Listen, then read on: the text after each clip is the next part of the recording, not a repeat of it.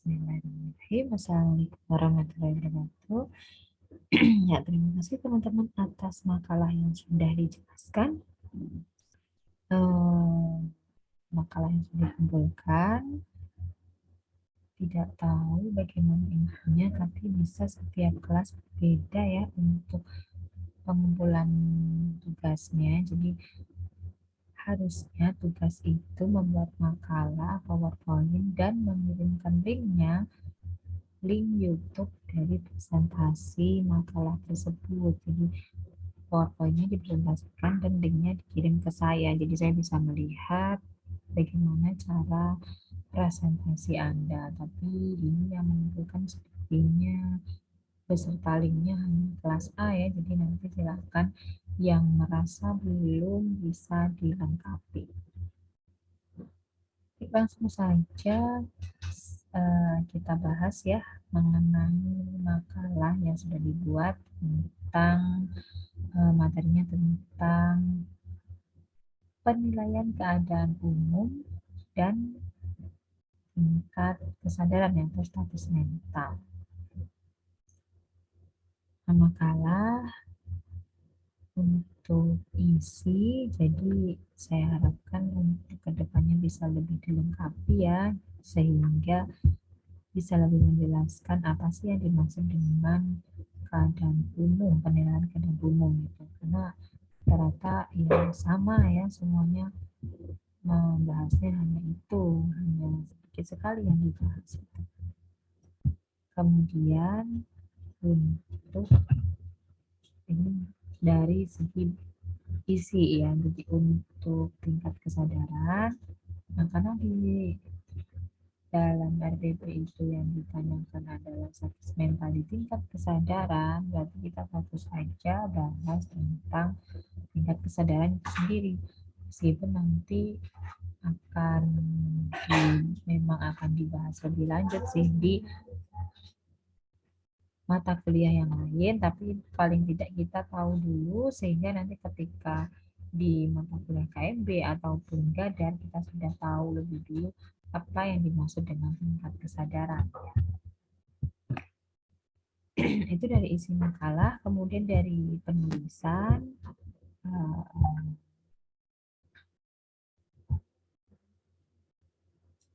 spasi ya, spasi di cover ya, di cover spasi itu 15 atau satu saja ya, disebutkan tidak terkesan melebar gitu, tapi menyempit dengan modelnya itu piramida terbalik gitu ya. Aksnya panjang, kemudian nanti beruncung sampai ke bawah. Kemudian program studinya ini perawatan apa misalnya, kan ada program studi keperawatan sarjana, ada program studi keperawatan diploma 3, jadi dijelaskan di bagian bawah dengan spasi 1 atau 1,15 tadi ya, sehingga bisa lebih rapi. Kemudian kalau bisa membuat makalah itu jangan kopas ya, tapi diketik lagi.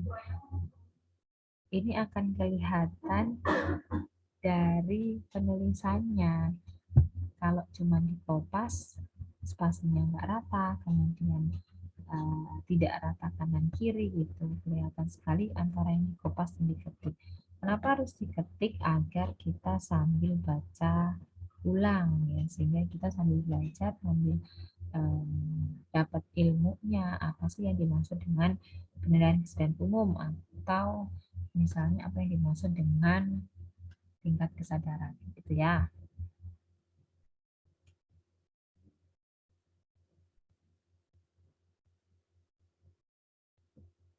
Itu tentang makalah ya.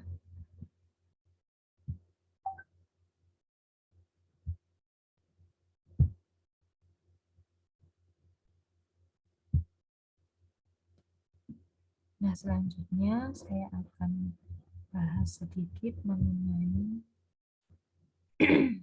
Apa sih penilaian keadaan umum ya? Tadi sudah ada jelaskan di makalah penilaian keadaan umum itu adalah penilaian yang menunjukkan kondisi pasien secara umum akibat penyakit atau keadaan yang dirasakan pasien. Jadi sebelum kita melakukan pemeriksaan fisik, kemudian sebelum anamnesa, sebelum melakukan pemeriksaan fisik, hal pertama yang kita lihat adalah melakukan penilaian keadaan umum. Bagaimana keadaan umum pasiennya? Apakah pasien dalam kondisi sakit yang ringan atau sakit yang dirasakan terlalu parah sehingga nanti kita bisa mengambil tindakan lebih cepat.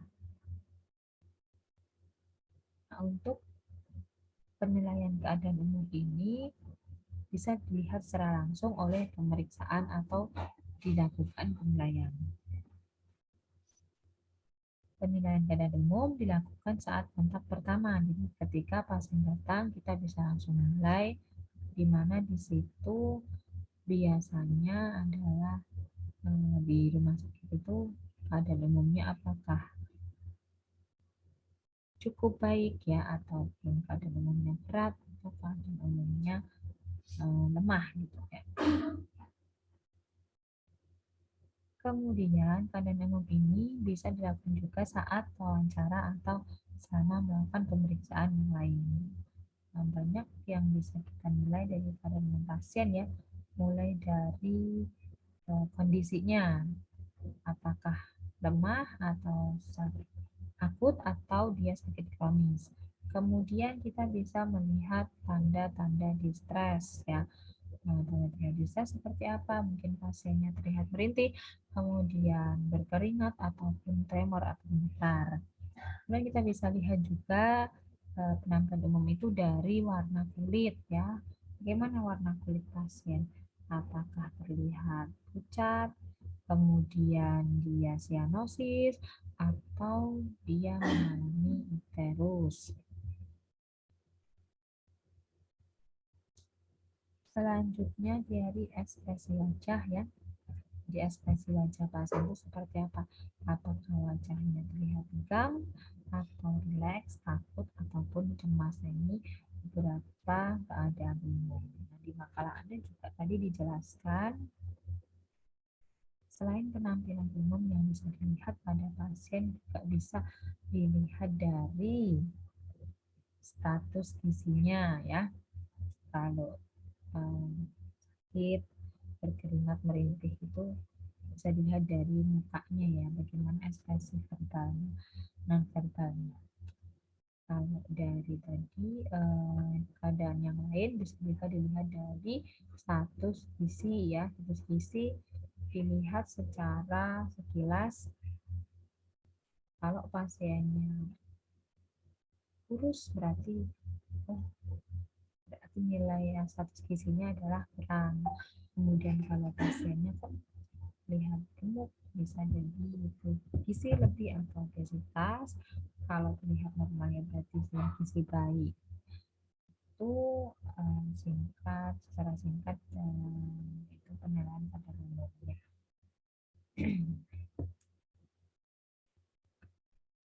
Nah, kemudian yang selanjutnya adalah tentang tingkat kesadaran.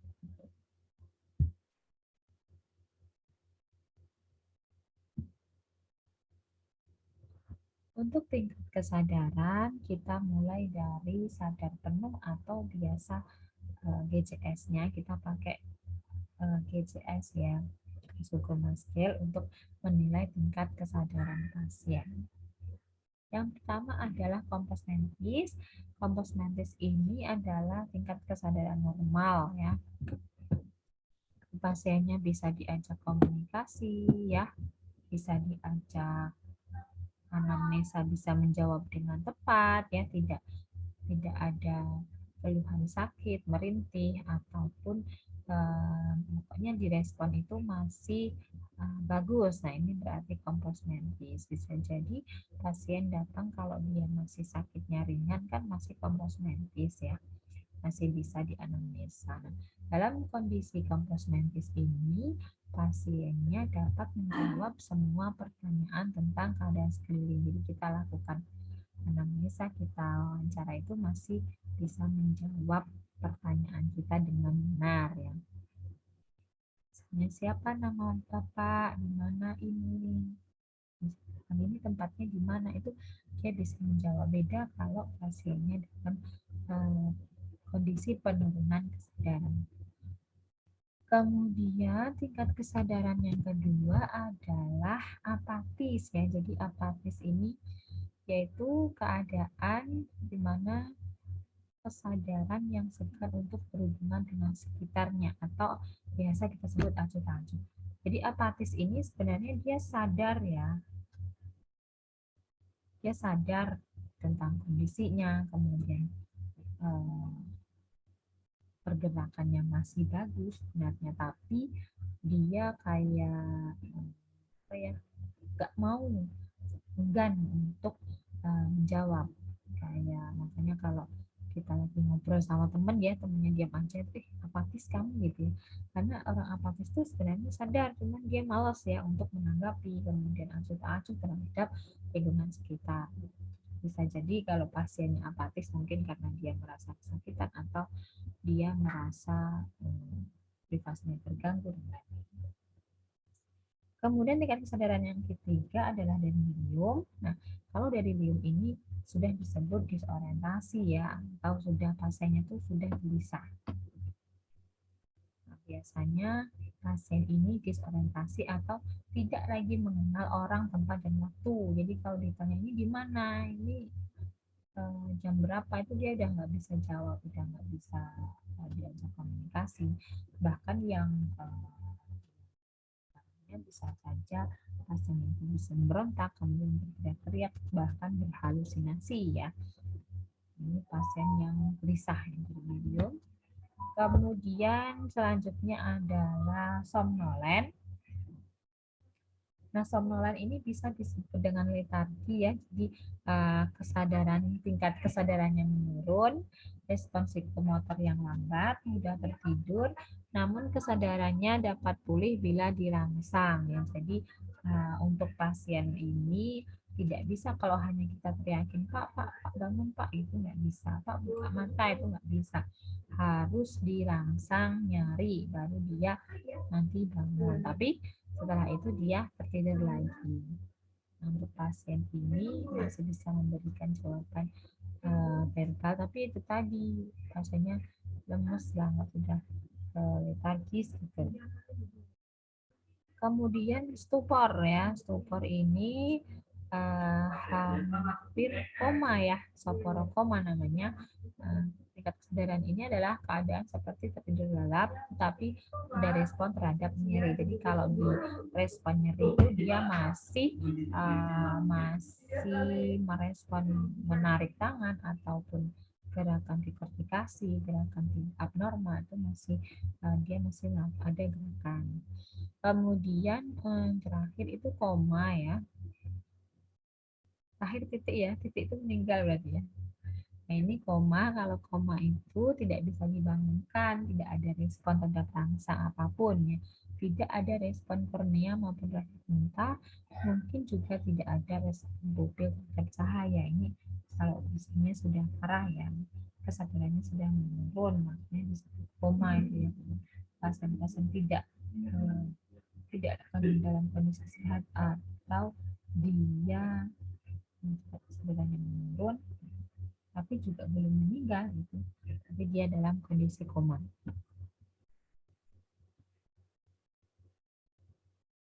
Nah, kemudian tadi kita bahas GCS ya, atau Glasgow Coma Scale. Ini Glasgow Coma Scale ini terdiri dari 3, tadi sudah dijelaskan juga di makalah ya.